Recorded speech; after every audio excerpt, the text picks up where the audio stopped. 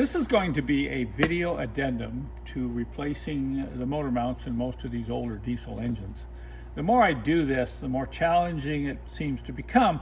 It's probably because these are getting older and these bolts are getting harder to get out.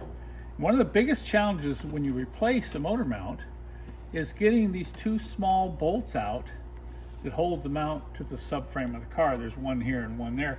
Of course, on the bench, it's real easy to get to them. But when you're working under the car over the top of the subframe trying to get these two bolts out, it's a real pain. Now the first thing you want to do, of course, is take the big bolt out here, and then you can jack the engine up a little bit to get access to these two bolts. But years ago I came up with this little kit which, using a ratcheting screwdriver, you can reach up in there with this and get on these bolts and get them out. I give a couple different types of adapters here. This one if you're struggling with clearance over on this side. But the last set I took out, these two bolts were in there so tight that this ratcheting screwdriver just did not provide enough leverage.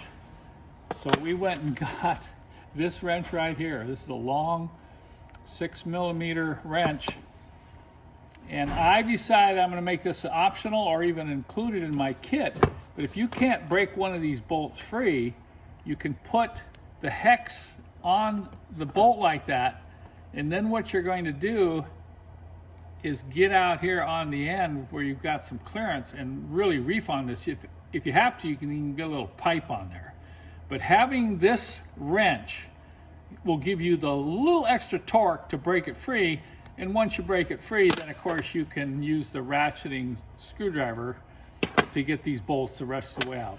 But this little wrench here can be a real time saver when trying to remove these motor mounts on these old diesel engines.